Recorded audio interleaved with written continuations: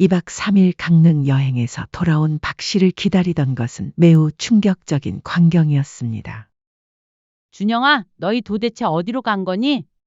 그리고 왜 엄마 짐은 문 밖에 나와 있는 거야? 엄마, 죄송해요.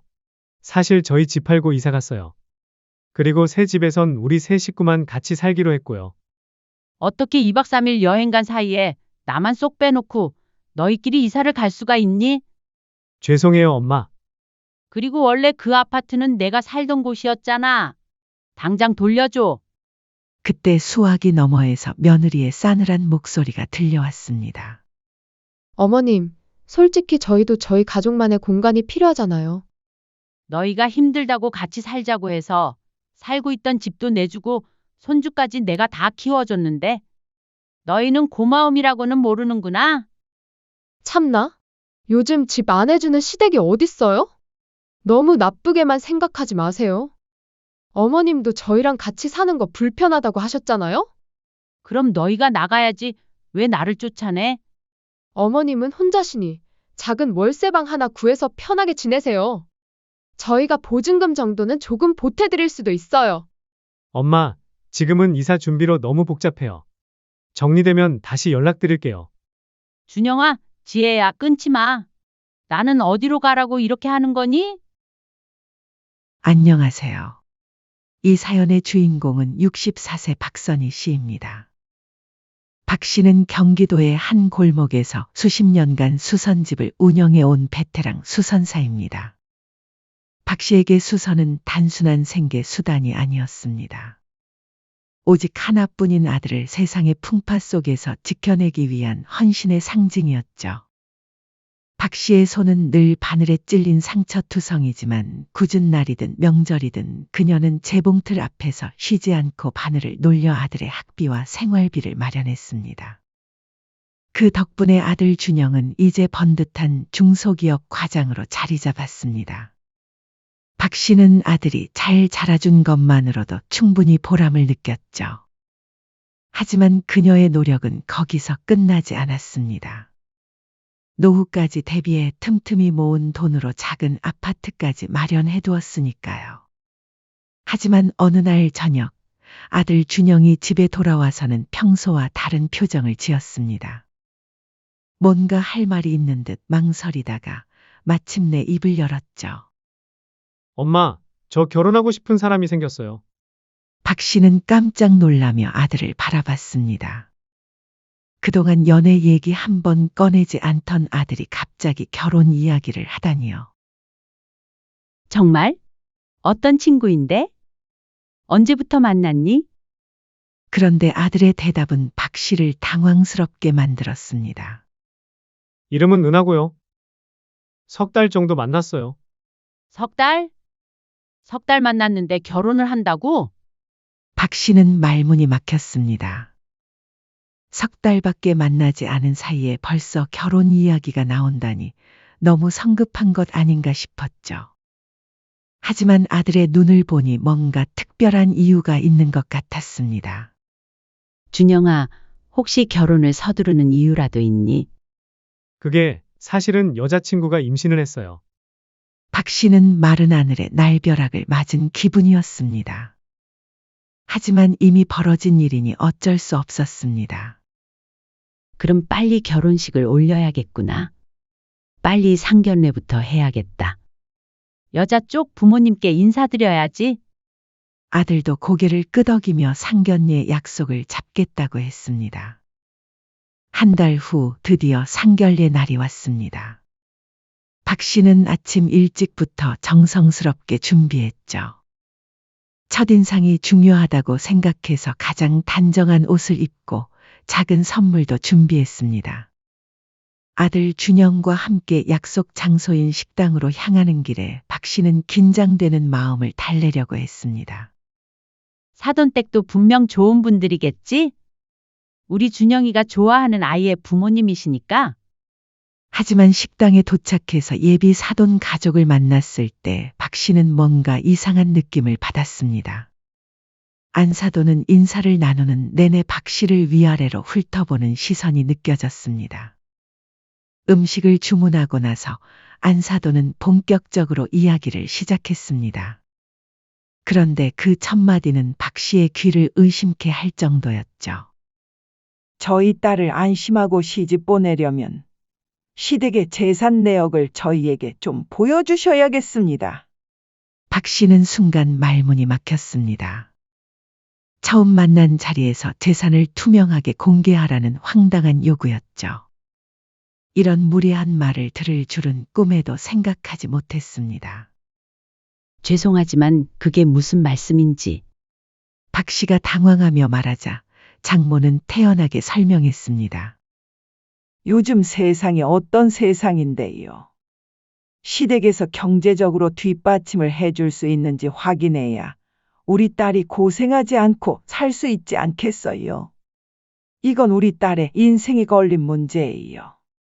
당연히 확인해야 할 사항이죠. 박 씨는 모욕감에 치를 떨었습니다. 무리한 요구에 당장이라도 자리를 박차고 나가고 싶었죠. 상견례가 끝나고 집으로 돌아가는 길에 박 씨는 아들에게 물었습니다. 준영아, 처가댁 사람들은 어떻게 사시니? 혹시 집안이 좀 좋으신 편이신가? 글쎄요. 은하 말로는 그냥 평범하게 산다고 했는데요. 아들의 대답은 시원치 않았습니다. 박 씨는 불안한 예감이 들기 시작했죠. 심지어 시댁만 재산을 공개하라고 하는 게 뭔가 이상했습니다.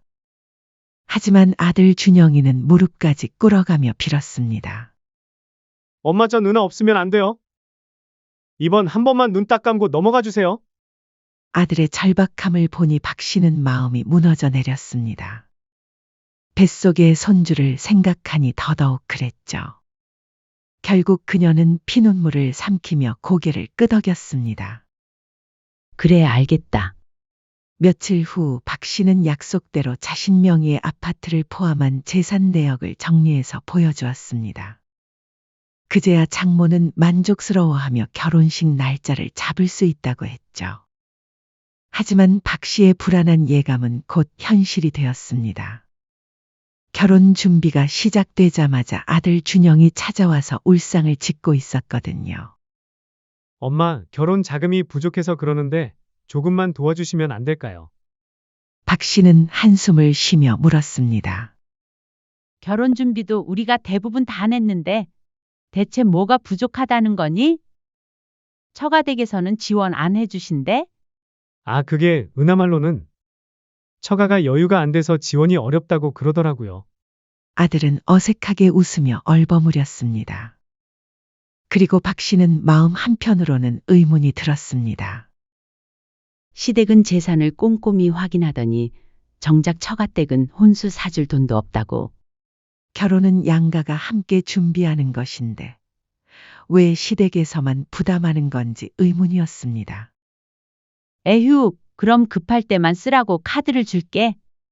박 씨는 혹시 모를 상황에 대비해 자신의 신용카드를 아들에게 건네주었습니다. 그리고 신신당부했죠. 준영아, 정말 급할 때만 써야 해. 알겠지? 네, 엄마. 고마워요.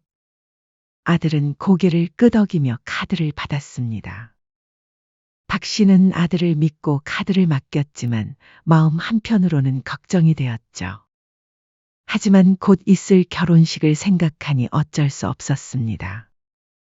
그런데 며칠 뒤 박 씨는 충격적인 문자 메시지를 받았습니다. 전자상가에서 1,000만 원이라는 거액이 결제되었다는 내용이었죠. 심장이 철렁 내려앉은 박 씨는 급히 아들에게 전화를 걸었습니다. 준영아, 엄마 카드에 1,000만 원을 긁었다고 뜨는데 뭘 산 거니? 아, 그게 엄마, 은하가 필요해서 혼수를 좀 샀대요. 아들의 대답을 듣고 박 씨는 억장이 무너졌습니다. 그래도 미리 상의는 해야 하는 거 아니냐? 죄송해요, 어머니. 그래도 할부로 결제했어요. 박 씨는 분노가 치밀어 올랐지만 이미 엎질러진 물이라 어찌할 도리가 없었죠. 이런 상황에서도 결혼식은 예정대로 진행되었습니다. 박 씨는 마음이 편치 않았지만 아들의 행복을 위해 참고 견뎠죠. 결혼 후에도 아들 부부의 금전 요구는 끊이지 않았습니다.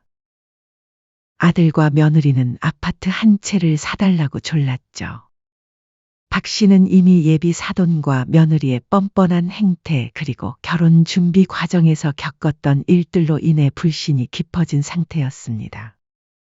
집은 너희가 돈 모아서 사야지.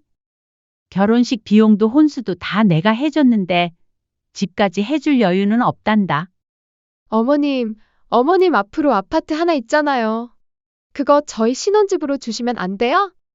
하지만 박 씨는 며느리의 부탁을 단호하게 거절했습니다. 미안하지만 그건 안 돼. 그 집은 내 노후를 위해 마련한 집이야. 집은 너희가 알아서 하렴. 그런데 어느 날 아들 준영이 조심스럽게 다른 제안을 해왔습니다. 그럼 엄마, 저희가 아내랑 돈 모아서 집 구할 때까지만 엄마 아파트에서 같이 살면 어떨까요? 박 씨는 깜짝 놀라며 아들을 바라봤습니다. 우리 집에서 같이 살자고? 갑자기 왜 그런 이야기를 하니? 직장 때문에 서울에서 집을 구해야 하는데 서울 집값은 너무 비싸서 이대로면 저축도 힘들어요. 얼른 돈 모아서 독립할게요. 엄마. 맞아요. 어머님 저도 이렇게 부탁할게요. 어머님은 그냥 집에서 하준이랑 놀아주기만 하면 되고 생활비랑 집안일은 저희가 다 할게요. 며느리도 옆에서 고개를 끄덕이며 간절한 눈빛을 보냈습니다. 박 씨는 깊은 고민에 빠졌습니다. 하지만 홀로 적적하게 지내는 것보다는 손주 재롱이라도 보며 사는 게 낫지 않을까 하는 생각이 들었고, 무엇보다 아들에게 집을 해주지 못했다는 미안함이 그녀의 마음속 깊이 자리하고 있었습니다. 아들과 며느리의 간곡한 부탁에 결국 그녀는 한숨과 함께 아들 부부와의 합가를 결정했습니다. 그럼 정말 잠깐만이야. 집 구하면 바로 나가야 해. 알겠지? 사. 아들과 며느리는 기뻐하며 고개를 끄덕였습니다. 네, 엄마. 정말 고마워요. 어머님 감사합니다. 처음 얼마가는 아들과 며느리가 말한 대로 좋게 흘러가는 듯했습니다. 아들은 퇴근 후 집안일을 도와주려 노력했고 며느리도 나름대로 예의를 지키려 했죠. 하지만 시간이 지날수록 처음의 약속은 흐릿해져 갔습니다. 며느리는 박 씨 혼자 집에서 논다는 이유로 아이를 돌보는 일뿐 아니라 모든 집안일까지 전부 박 씨에게 미루기 시작했습니다. 어머님, 제가 오늘 아침 회의가 있어서 은우 아침 좀 부탁드릴게요. 그리고 이번 주말에 친구들 모임이 있어서요. 그날 저녁 식사 준비랑 은우 좀 놀아주세. 부탁드려요. 며느리는 마치 박 씨가 당연히 해야 할 일인 양 손주 돌봄과 집안일을 떠넘겼죠. 독박 육아와 가사 노동은 뼈가 시리도록 박 씨를 지치게 했습니다. 더 심각한 것은 며느리가 시어머니를 모시고 산다는 이유로 기분이 나쁠 때마다 박 씨에게 짜증을 내거나 대놓고 구박을 하기 시작했다는 점입니다. 어머님, 은우 계속 울잖아요. 애한테 신경 좀 써주세요. 며느리의 신경질적인 말투에 박 씨는 움츠러들며 조심스럽게 대답했습니다. 아, 미안하다. 내가 신경을 못 썼네. 집에서 놀기만 하시면서 애 하나 제대로 못 보세요? 저는 일하고 오느라 피곤해 죽겠다고요. 암튼 조심 좀 해주세요. 그래, 알았다. 반면 아들 준영은 이 모든 상황을 보고도 못 본 척했습니다. 회사 일로 바쁘다는 핑계로 퇴근 후에도 일찍 잠자리에 들거나 휴일에도 피곤하다며 집안일에는 일절 손대지 않았죠. 준영아, 며느리가 요즘 나한테 너무 짜증을 많이 내는 것 같은데? 박 씨가 조심스럽게 말해도 아들은 시큰둥했습니다. 엄마도 이해해 주세요. 은하가 육아 스트레스가 심해서 그래요. 점점 몸과 마음이 지쳐간 박 씨는 결국 용기를 내어 아들 부부에게 조심스럽게 말을 꺼냈습니다. 준영아, 은하야. 나도 요즘 좀 힘들다. 이제 손주도 많이 컸으니까 너희도 슬슬 분가해서 독립하는 게 어떻겠니? 하지만 아들은 단호하게 거절했습니다. 엄마, 서울 집값이 너무 비싸서 당장은 무리예요. 조금만 더 참아주세요. 며느리 은하 씨 역시 기다렸다는 듯이 말했습니다. 어머님, 그럼 우리 은우는 누가 봐요? 저희 일하느라 바쁜 거 뻔히 아시잖아요. 오히려 박 씨를 나무라듯 말하는 며느리를 보며 박 씨는 더 이상 아무 말도 할 수 없었습니다. 불쑥 찾아온 무릎 통증과 깊어진 피로에 그녀는 결국 병원까지 다니기 시작했습니다. 그럼에도 불구하고 박 씨는 아픈 몸을 이끌고 묵묵히 손주 육아와 집안 살림을 도맡았죠. 그러던 어느 날 새벽, 잠이 오지 않아 거실에 나와 있던 박 씨는 아들과 며느리가 주고받는 대화를 우연히 듣게 되었습니다. 여보, 나 정말 숨이 막혀 죽겠어. 맨날 어머님 눈치 보는 것도 짜증나고, 솔직히 이 좁은 집에 어머님까지 있으니까 너무 답답하잖아. 빨리 이사 가고 싶어. 며느리의 뒷담화에 박 씨는 가슴이 철렁했습니다. 아들은 며느리를 달래며 말했습니다. 여보 조금만 참아. 우리가 이사 갈 돈이 어딨어. 그리고 엄마가 우리 은우도 봐주시잖아. 그러자 며느리는 더욱 대담하게 제안했습니다. 요즘 2살짜리도 다 어린이집 보내던데. 은우도 점점 클 텐데 공간도 부족해. 그리고 돈이 없으면 이 집을 팔아서 대출 좀 보태서 더 큰 집으로 이사 가면 되잖아. 그 말에 아들 준영은 놀란 듯 답했습니다. 오, 기발한 생각인데? 왜 이걸 떠올리지 못했지? 어차피 이 집은 나중엔 우리 거나 다름없잖아. 박 씨는 온몸에 전기가 오르는 듯한 충격을 받았습니다. 아들과 며느리가 이런 생각을 가지고 있었다니 마치 피가 거꾸로 솟는 기분이었죠. 그 와중에 며느리는 옆에서 눈치를 보며 아들에게 물었습니다. 그럼 어머님은 같이 가는 거야? 준영은 잠시 머뭇거리며 대답했습니다. 그건 좀 더 생각해보자.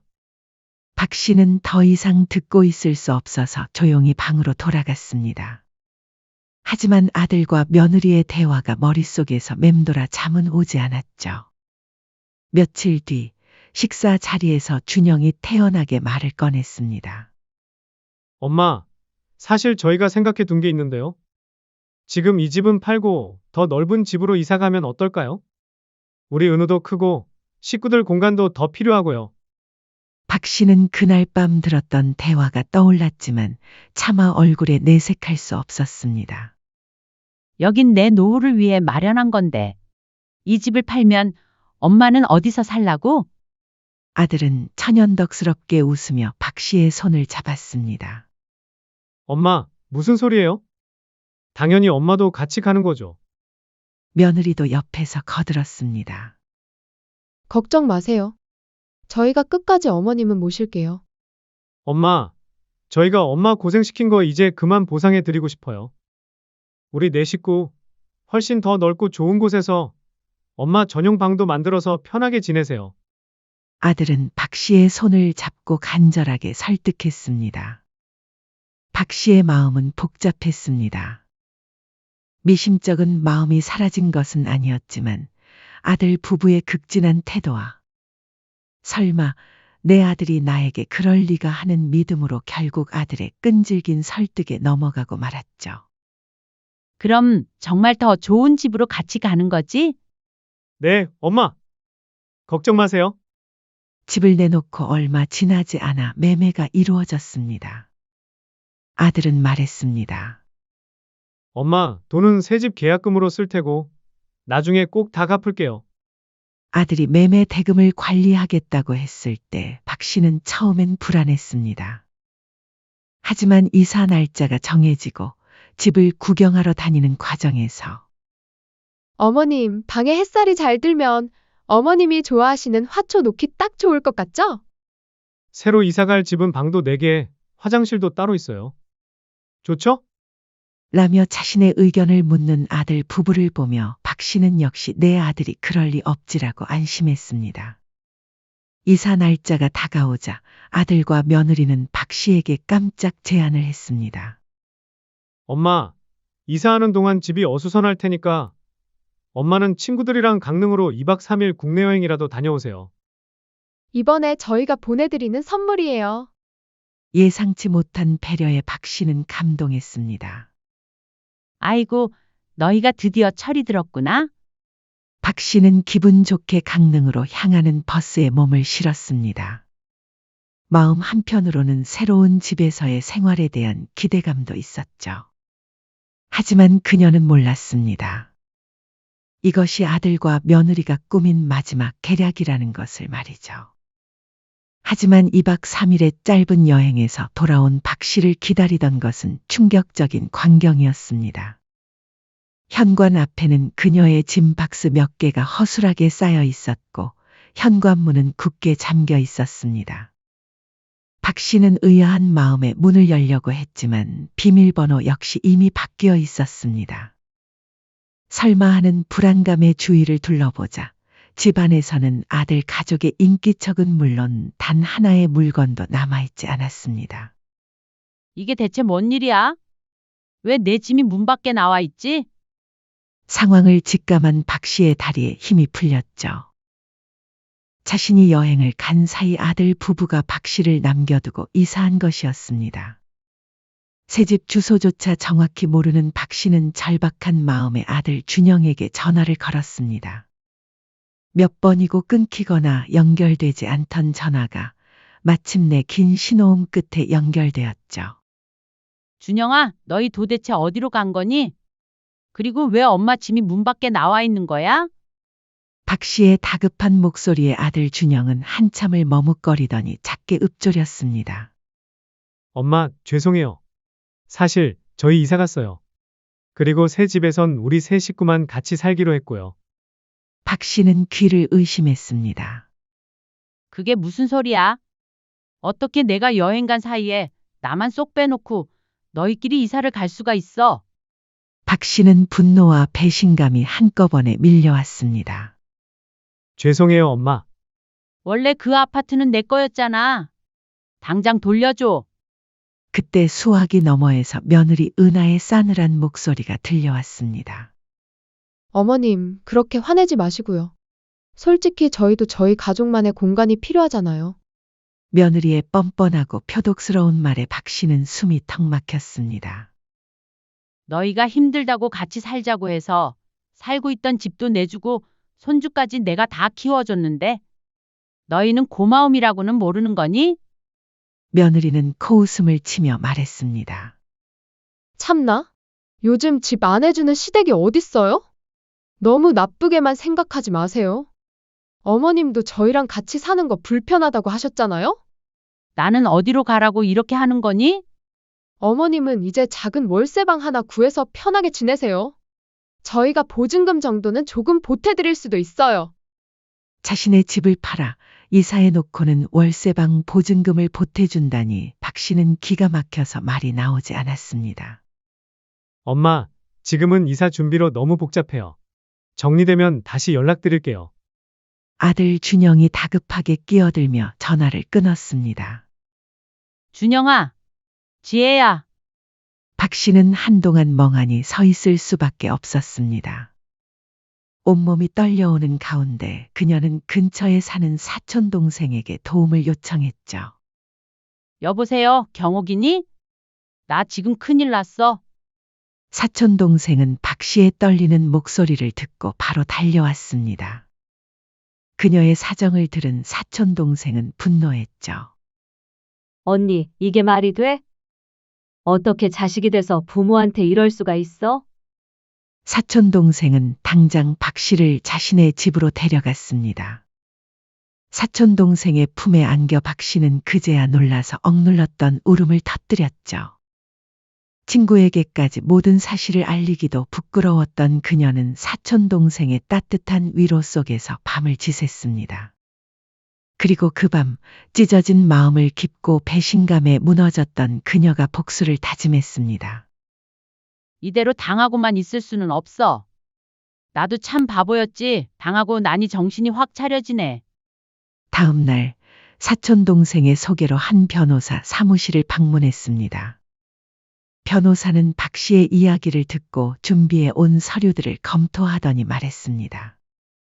박선희님 상황이 자식과의 재산 문제라 매우 복잡하고 까다롭지만 어머님 명의의 집을 매매한 조건으로 어머니를 함께 모시고 살겠다는 아드님의 약속이 있었다면 이야기는 달라집니다. 이는 조건부 증여에 해당할 수 있어 승소 가능성이 높습니다. 변호사의 희망적인 말에 박 씨는 눈앞이 환해지는 듯했습니다. 여행을 간 사이 자신을 버리고 집까지 가로챈 아들 부부에게 오만정이 다 떨어졌기에 더 이상 망설일 이유가 없었죠. 그럼 바로 시작해 주세요. 더 이상 참을 수 없어요. 변호사 사무실을 나와 곧바로 아들 준영에게 전화를 걸었습니다. 몇 번의 신호음 끝에 준영이 전화를 받자 박 씨는 떨리는 목소리지만 단호하게 말했습니다. 준영아, 엄마도 이대로 가만히 있지 않을 거야. 엄마가 던 집 소송에서 다시 되찾을 거고, 그리고 내가 결혼하면서부터 지금까지 엄마한테서 받아간 모든 돈, 하나도 빠짐없이 다 돌려받을 거야. 잠시 침묵이 흐른 후 아들은 당황한 목소리로 대답했습니다. 엄마, 말도 안 되는 소리 하지 마세요. 그 돈 이미 다 썼어요. 그리고 엄마가 준 걸 줬다 뺏는 게 어디 있어요? 치사하게 왜 이래요? 아들의 적반하장에 박 씨는 어이가 없었습니다. 전화기 너머 며느리의 목소리도 들려왔죠. 어머님, 이제 와서 이러시면 저희만 힘들어지잖아요. 손주 생각도 하셔야죠. 이들의 뻔뻔한 태도에 박 씨는 더욱 분노했습니다. 너희가 그 집을 팔고 이사 가면 엄마는 뻔히 갈 데 없는 거 알면서 그런 행동을 한 것은 선을 넘은 거야. 나도 이러고 싶지 않지만 너희가 이렇게까지 한 이상 나도 독하게 마음 먹어야지. 박 씨는 전화를 끊고 곧바로 변호사에게 연락하여 법적 대응을 지시했습니다. 일주일 후 아들 준영의 새 주소지로 내용 증명이 발송되었습니다. 그 안에는 매매 대금 반환 요구와 함께 아파트 외에 박 씨가 신혼 때 해주었던 혼수, 그동안 지원했던 생활비, 용돈 등 모든 금전적 지원 내역을 상세히 명시하며 법적 조치를 취할 것임을 명확히 밝혔습니다. 얼마 지나지 않아 아들 준영에게서 다급한 전화가 걸려왔습니다. 엄마, 제발 그만 좀 하세요. 박 씨는 비웃듯이 말했습니다. 이건 아직 시작도 안 한 거야. 이보다 더한 일도 각오해야 할 거다. 박 씨의 단호한 태도에 아들은 더 이상 말을 잇지 못했습니다. 박 씨는 여기서 멈추지 않고 아들과 며느리가 사는 동네 주변을 알아내서 동네 사람들에게 자신의 기막힌 사연을 알리기 시작했습니다. 30년 동안 혼자 아들 키웠는데 아들과 며느리에게 집까지 빼앗기고 쫓겨났습니다. 박 씨는 동네 슈퍼마켓 아주머니부터 시작해서 아파트 경비 아저씨, 근처 미용실까지 돌아다니며 자신의 이야기를 했습니다. 사람들은 모두 분노하며 박 씨의 편을 들어줬죠. 소문은 삽시간에 퍼졌습니다. 그리고 아들과 며느리는 동네에서 손가락질을 받기 시작했죠. 마트에 가도 길을 걸어도 사람들이 수군거렸습니다. 저 사람들이 명의의 어머니 집 빼앗고 쫓아낸 사람들이래요. 정말 양심도 없네요. 어떻게 어머니한테 그럴 수 있죠? 며칠 후 며느리에게서 화가 잔뜩 난 목소리로 전화가 왔습니다. 어머님, 이게 뭐 하시는 거예요? 동네 창피하게. 박 씨는 냉정하게 대답했습니다. 그게 나랑 무슨 상관이야? 난 너희가 한 짓을 동네 사람들한테 사실대로 얘기한 것뿐이야. 내가 뭐 거짓말 한 거라도 있어? 어머니, 제발 그만하세요. 동네에서 얼굴도 못 들고 다니겠어요. 체면 다 구겨지게 진짜. 집도 없이 떠돌아다니는 엄마 생각은 안 하고 너희들 체면만 생각하니? 그만하고 싶으면 내 집부터 돌려줘. 그리고 그동안 받아간 돈도 다 갚아. 박 씨는 단호했습니다. 며느리는 울먹이는 목소리로 말했죠. 어머님, 저희도 집이 좁아서 어쩔 수 없었어요. 좁으면 너희가 나가야지. 왜 집주인인 나를 쫓아내니?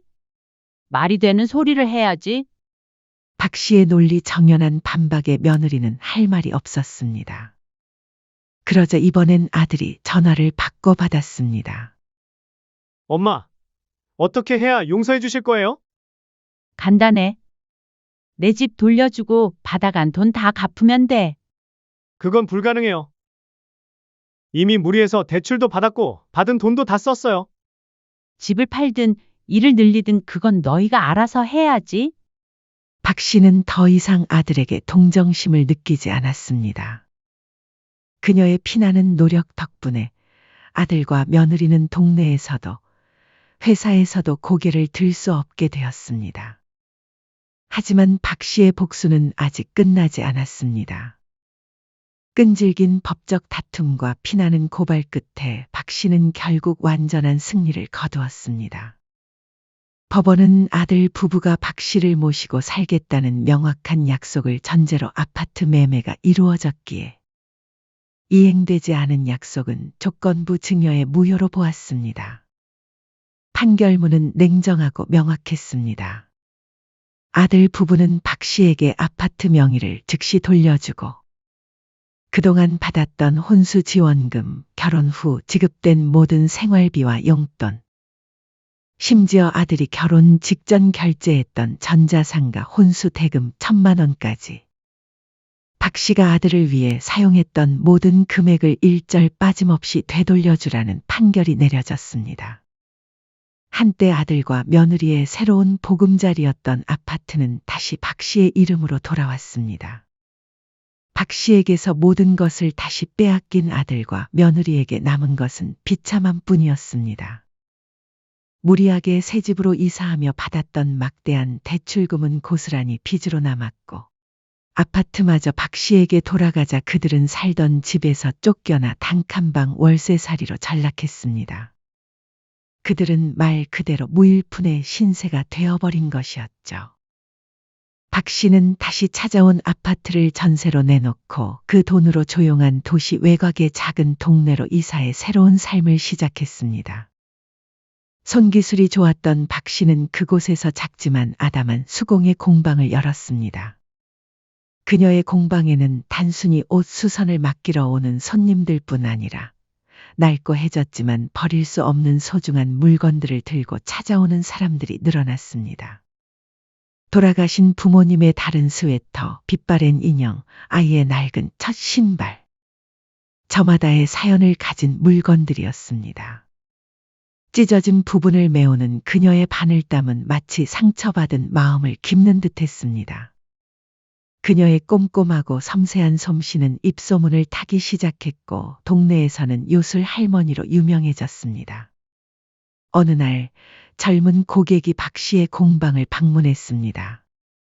할머니, SNS에서 봤는데 낡은 옷뿐만 아니라 사연 담긴 물건도 고쳐주신다는 분 맞으세요? 박 씨는 놀랐습니다. 자신이 모르는 사이 한 손님이 자신의 작업 과정을 영상으로 찍어 올렸고 그것이 온라인에서 할머니 수선 장인이라는 이름으로 화제가 된 것이었습니다. 박 씨는 바쁜 나날을 보내기 시작했습니다. 그런데 며칠 뒤 아들과 며느리가 초라하고 궁핍해진 모습으로 박 씨를 찾아왔습니다. 예전에 당당했던 모습은 온데간데 없고 두 사람 모두 말이 아닐 정도로 비참해 보였죠. 아들은 눈물까지 글썽이며 말했습니다. 엄마, 정말 죄송해요. 저희 정말 많이 힘들어요. 다시 저희랑 같이 살아주시면 안 될까요? 이제 엄마한테 정말 잘하고 따로 용돈도 넉넉히 드릴게요. 며느리 역시 고개를 숙인 채 빌었습니다. 어머님, 저희가 욕심에 눈이 멀어서 잠깐 미쳤었나 봐요. 제발 한 번만 용서해 주세요. 하지만 박 씨는 완고하게 고개를 저었습니다. 소용없어. 이제 너희랑 같이 살 마음은 털끝만큼도 없단다. 그러니 더는 찾아오지 마라. 며느리가 다급하게 물었습니다. 어머님, 그럼 우리 은우는 안 보고 싶으세요? 박 씨는 차갑게 대답했습니다. 친할머니인데 손주 당연히 보고 싶지. 하지만 손주 좋다는 이유만으로 내 인생을 다시 똥밭에 던질 수는 없어. 박 씨는 단호했습니다. 너희가 뺏은 그 집은 그저 돈으로밖에 보이지 않았겠지만 그건 내 피땀과 눈물이 담긴 내 삶 그 자체였어. 그걸 한순간에 빼앗기고 나서야 비로소 깨달았단다. 조금 더 나를 위해 살고 이기적이어도 된다는 걸 말이야. 그러니 너희와 같이 살 일은 절대 없을 거야. 그녀는 단호하게 선을 그었습니다. 그 후에도 아들 부부는 종종 손주 은우의 사진을 보내며 박 씨의 마음을 되돌리려 노력했지만 박 씨는 결국 아들과 며느리의 번호를 차단했습니다. 이제야 정말 내 인생을 시작하는구나. 박 씨는 그렇게 생각하며 메일을 보냈습니다.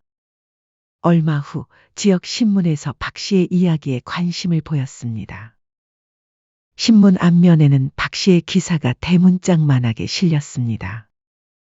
젊은 시절부터 오직 자식만을 위해 살았던 그녀에게 자신의 이름과 이야기가 신문에 실리는 것은 상상도 못할 일이었습니다. 박 씨는 비로소 자신이 진정으로 원하는 삶을 살고 있다는 것을 깨달았고 큰 보람을 느꼈습니다. 한편 아들과 며느리와 박 씨는 1년에 한두 번 정도 밖에서 만나 식사하는 정도로만 관계를 유지했습니다. 더 이상 손주를 돌봐주는 일은 절대 없었습니다. 그러나 손주와는 가끔 만날 때마다 여전히 사이가 좋았습니다. 사실 전 외할머니보다 친할머니가 더 좋아요. 대신 이건 둘만의 비밀이에요. 예쁘게 말하는 손주의 모습에 박 씨는 진정한 행복감을 느꼈습니다. 하지만 그것도 가끔씩만이었죠. 이제 박 씨는 자식과 손주가 아닌 자신을 최우선으로 생각했습니다. 어느 날 저녁 박 씨는 공방에서 마지막 손님을 배웅하고 나서 차 한 잔을 우려 마셨습니다. 오늘도 여러 사람들의 소중한 물건들을 고쳐주며 보람찬 하루를 보냈죠. 그날 밤 창가에 서서 밤하늘을 바라보며 박 씨는 지난 파란만장했던 자신의 인생을 회상했습니다. 아들에게 배신당하고 집을 잃고 남의 집 살이를 하며 지냈던 암흑 같던 시간들. 하지만 그 어둠 속에서도 그녀는 자신의 가치를 되찾기 위해 바늘을 다시 쥐었고 용기 내어 일어섰습니다. 이제야 진짜 내 인생을 살게 되었구나. 아무도 내 삶을 빼앗을 수 없어. 박 씨의 입가에는 오랜만에 진정한 행복의 미소가 번졌습니다. 그녀는 내일도 모레도 자신만의 길을 뚜벅뚜벅 걸어갈 것이라고 다짐하며 새로운 삶에 대한 기대감에 부풀어 잠이 들었습니다. 64세의 새로운 인생을 시작한 박선희 씨. 그녀의 두 번째 인생은 이제 막 시작되었습니다. 사연은 여기까지였습니다. 구독, 좋아요, 댓글은 무료이며 영상 제작에 큰 힘이 됩니다. 알림 설정을 하시면 더욱 새롭고 재밌는 사연을 빠르게 즐기실 수 있습니다. 인생의 쉼표를 시청해 주셔서 감사합니다.